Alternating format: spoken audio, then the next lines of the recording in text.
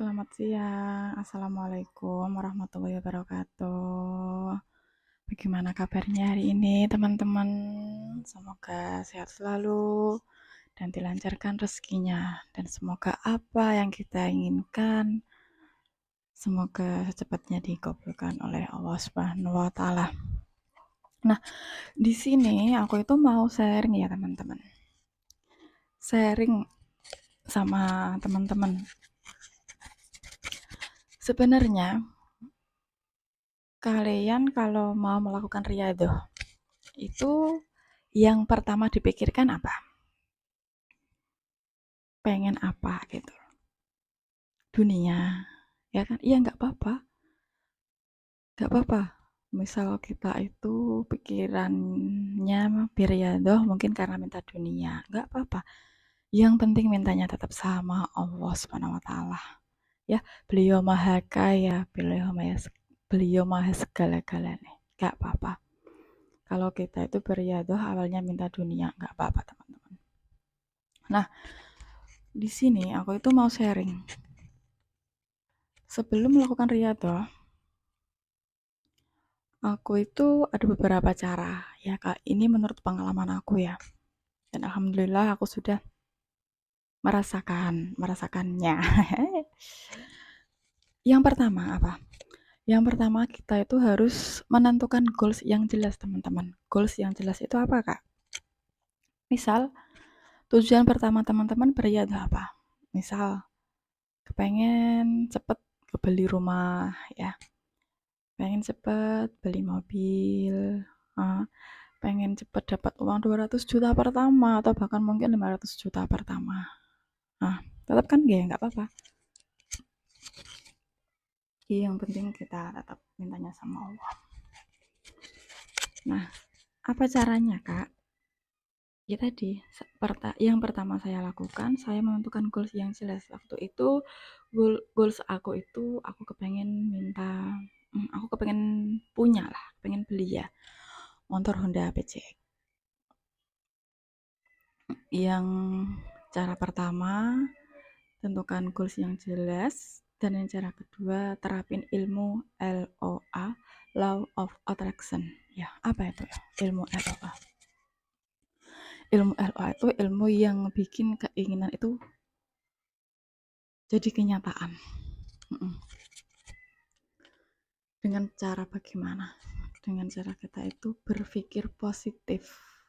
Dengan cara kita itu menghalu dulu lah, nggak apa-apa. Menghalunya gimana Kak? Nah, tadi goals teman-teman apa? Misal goals teman-teman itu pengen punya mobil sendiri ya, cash, misal tanpa kredit.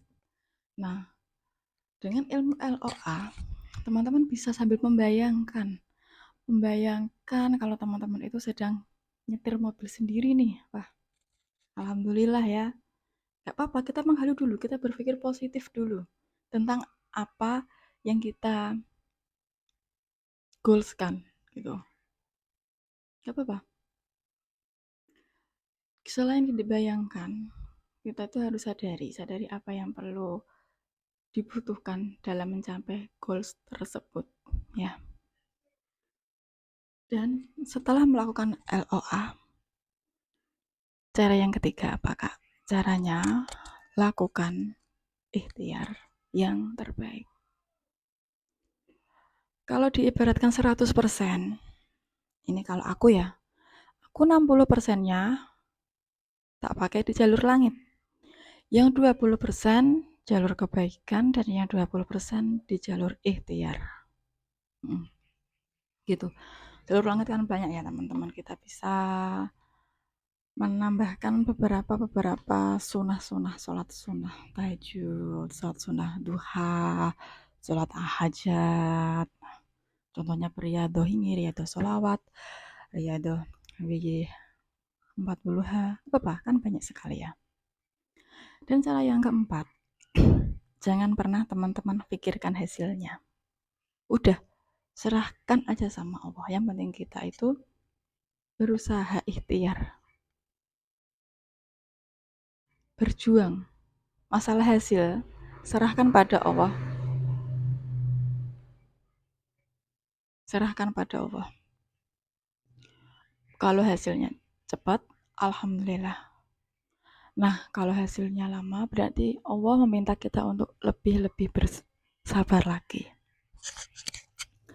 Pokoknya jangan pernah memikirkan hasilnya dulu. Kita udah pasrah aja dulu, pasrah, ikhlas dulu lakukan ini. Ikhlas, nanti juga bakal ada hasilnya kok ya.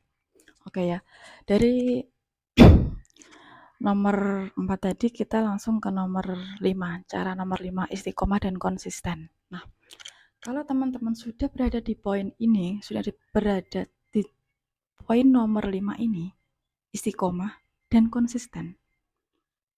Secara tidak sadar, teman-teman itu sudah tidak memikirkan hasilnya. Kok bisa, Kak? Ya bisa. Kenapa? Kalau teman-teman memikirkan hasilnya, aku yakin.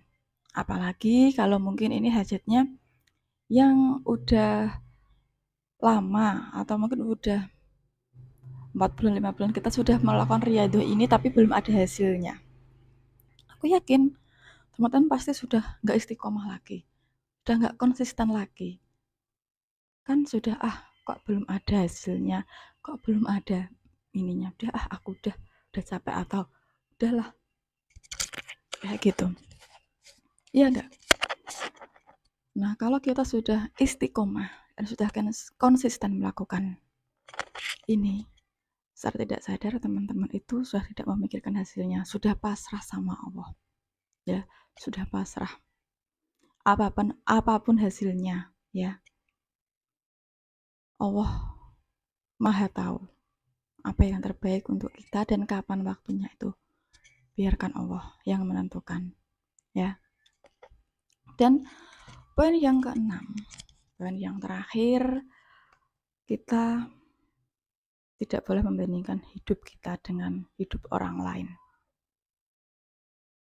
Apalagi soal dunia, teman-teman. Ya, misal kayak aku sendiri, ya namanya juga manusia pernah lah ya berpikir seperti itu. Misal kayak gini, aku sendiri ini ya, kok orang seumuran aku, dia udah punya ini, udah punya itu sendiri ya. Nah, aku sama-sama umur segini tapi belum punya apa-apa. Belum terjadi apa-apa.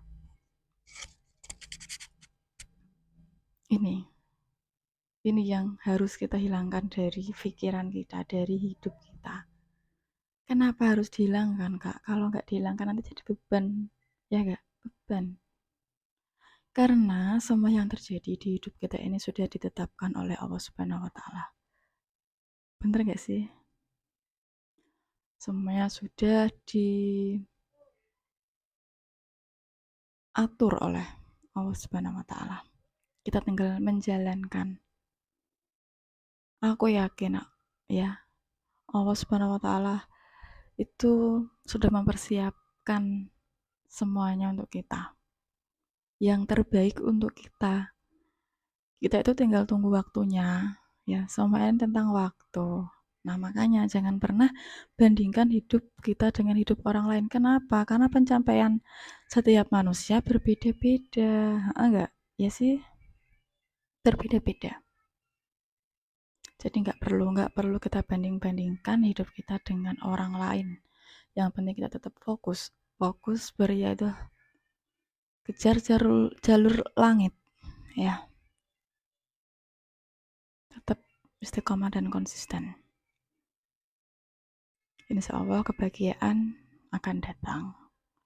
Insya Allah hajat kita secepatnya akan dikabulkan oleh Allah Subhanahu wa taala. Amin amin amin ya rabbal alamin. Nah, mungkin itu aja yang bisa aku ceritakan ke teman-teman ya, sesuai pengalaman aku yang udah pernah aku rasakan gitu ya. Dan semoga teman-teman juga bisa mengamalkannya. Nah, cukup sampai di sini dulu sharing kita hari ini. Assalamualaikum warahmatullahi wabarakatuh.